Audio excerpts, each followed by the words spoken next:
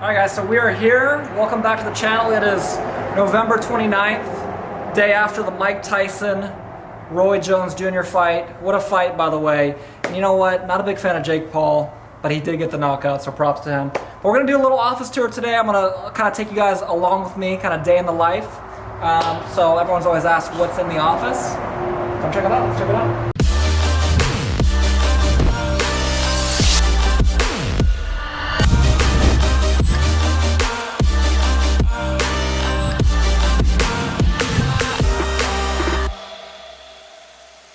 First thing is, you see how empty it is. Okay, I like things simple, that's number one. But number two is, you'll notice right here, I'm a big believer in eating the same thing every single day.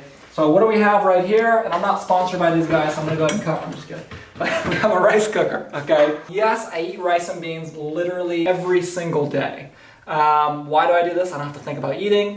You can get a lot of calories in. It's wonderful, it helps with focus, it's easy to digest. So I like that, I got that right here. But we've always been a remote-based company. So the only offices here are obviously my partner David, shout out to David, and then mine as well. And in this room we've got the snack room, we've got a fridge, we've got a place David likes to bring his kids in, they play and all that. But let's start with David's office because I know he's gonna love me going through his stuff. So David, he loves to keep things simple as well. You see he's got 3 chairs for one person, which I wanna point out, that's 2 chairs too many. Okay, David, not woke. The different Surplus Warrior collection, different shirts, as well as my personal favorite, the 100K Club. Shout out to all of our Surplus Warrior members that are in the Hall of Fame at the 100K Club. Got some of his books, got his desk, just got his new chair, and yeah, pretty straightforward and simple in here. The most important part, look, our courses are fire. Okay, so we got to have the fire hydrant on us all the time, but we got a little bit less woke because I do have the Love Sack. Highly recommend the Love Sack, by the way. I love whiteboards, so I've got a big whiteboard right here. Got another couple ones I carry around down here if I write things out. Got my 2 Comma Club plaque. Shout out to ClickFunnels. And I got some of my books too. I'm a big believer in books. Book I actually just got done reading. Shout out to Patrick Bet David. This book right here, guys, again, I'm not getting anything for saying this. This is a legendary book right here. Really, really recommend it if you guys are just starting out in business or if you guys are looking to scale your business like myself. That's huge. Some other interesting things here. I love candles. So I've always got a scent going on in this office. This is my candle. I'm kind of burning through this one already. I got my salt lamp, but I also love this company's Sage right here that makes some amazing essential oils. And I got my little diffuser, and it always smells good in here. Okay. Of course, where all the magic happens. I've got my desk, it's a standing desk, I've got 2 monitors, obviously the camera. That's pretty much it. I mean, I think that's a pretty good summary. Do you think I missed anything, Cameron? I think that's it. I think that's it, awesome. So we're gonna go get some nectar. I'll talk about why nectar is so important on the way, but I think that's it, guys. That's the office.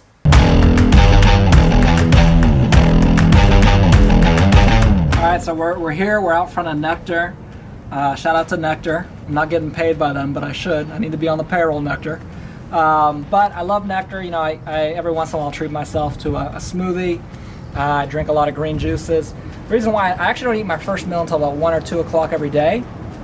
I like to have an empty stomach because it allows you to focus. If you ever think back to a time when you had like a big pizza or something, or a big burger or something for lunch, and you're all groggy and tired afterwards, that's why, because your whole energy in your body's going to digest that big meal.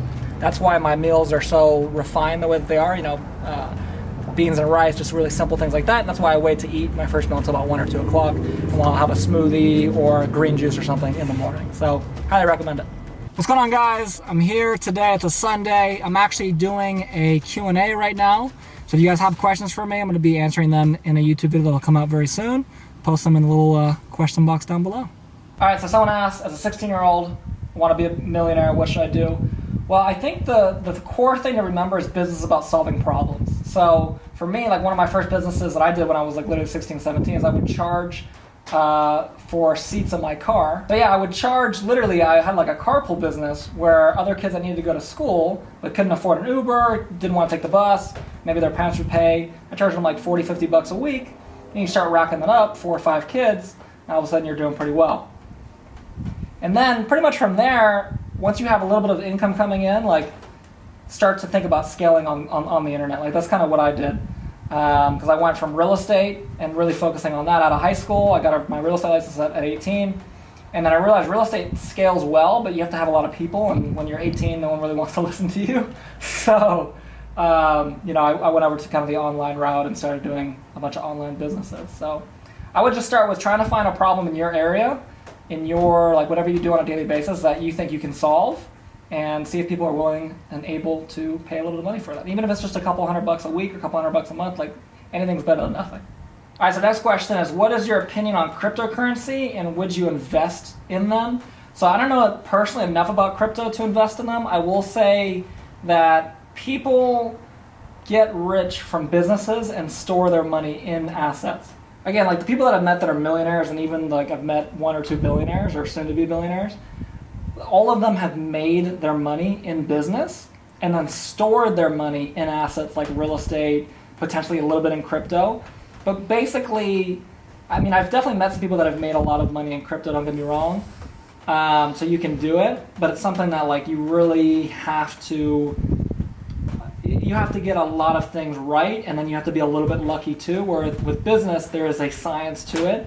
And there's still a little bit of luck involved, don't get me wrong, but it's a lot less than something like cryptocurrency trading or something like that. So that's just my opinion. I'm not a big crypto guy though. I mean, I have a friend right now, good friends with Alex Becker, if you guys know who that is. And he bought a bunch of Bitcoin at the beginning of this year when the COVID outbreak happened. And I think he's made like at least a couple $100,000 off of it. So you can definitely make a lot of money, but he invested a lot of money into it. So it really kind of just depends on where you're at. All right, so someone asked what type of watch I have and how much is it. So it's a Rolex Submariner. I think it's 116613LB is the model number. I might be off by a digit. I think it's 18 is the old gold, but it's two-tone, so it's gold and stainless steel. And this thing brand new is, I think the retail is like $14,500, something like that. And then after taxes, it's like a little over $15,000. So nice watch though, I love it. It's a nice watch because it's sporty. You can wear it everywhere, and it also is kind of dressy as well. So that's a cool watch. So how can a 14-year-old make money? Any ideas? As I said earlier, business is all about solving problems. So you want to find a problem that people are able and willing to pay you to solve. So again, like look around your neighborhood, look around your area, find problems that people are having, that people have, right? So for example, these are really, cliche ones, but I talked about my carpool business or like gardening, mowing the lawn, like stuff like that, right?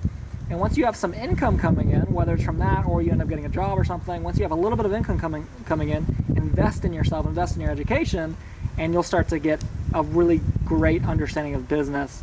And then at that point, then you can move on to bigger and better things. But you got to start somewhere. So especially for 14-year-olds, plenty of opportunity out there. Wash some cars, mow some lawns. Walk some dogs. Walk some dogs. Thank you to Cameron. Shout out to Cameron, my camera guy. And follow him. I'm sure most of you guys already are, but if you're not, follow him. But yeah, just try to find a problem and solve it. And again, key is it's a problem that people are able and willing to pay you to solve. All right, so sorry guys, just ate some lunch, been super busy. I want to answer some more questions. So what do you mean by invest in yourself?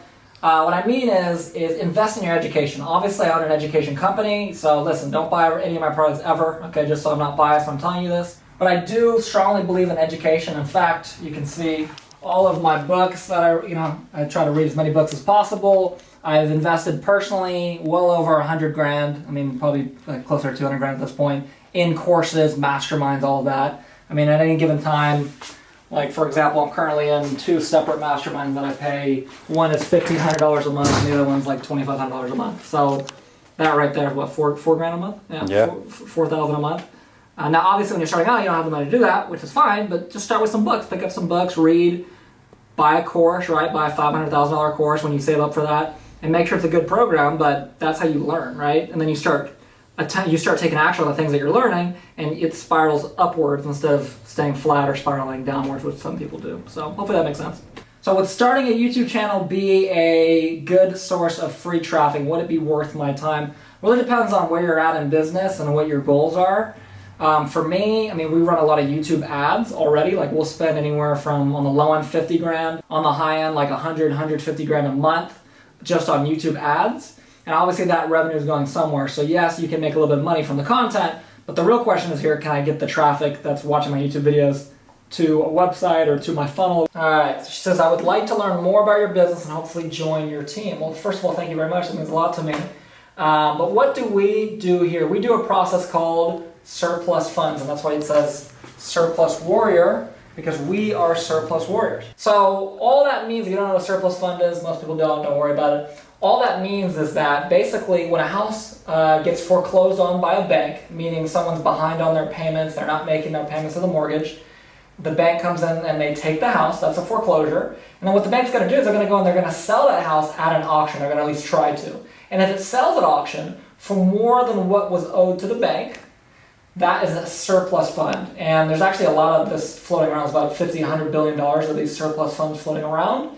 And so what we do is we recover those surplus funds because they're owed back to the original owner that got foreclosed on, and we charge a fee for our services. That fee can be as little as a couple $100 all the way up to tens of thousands, even hundreds of thousands of dollars in some cases. And then we also have an education company that teaches other people how to do that as well. Hence why you see the surplus mafia. I can't really talk about that yet. But surplus warrior, that's what we call people that recover surplus funds. Well, I hope you guys enjoyed. It's been a pleasure to be out here bringing you guys along, day in the life. Kind of a slow day today because it's a Sunday, we're having fun.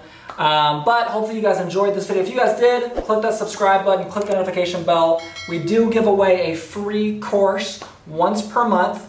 And you want to get notified because I'm the first couple of people that see that link that we're going to post on YouTube actually get the free course. So make sure you click the notification bell as well, subscribe so you can actually potentially get access to that free course. With that being said, I hope you guys enjoyed. We're going to be trying to upload 3 times a week, and I'll see you guys on the next video.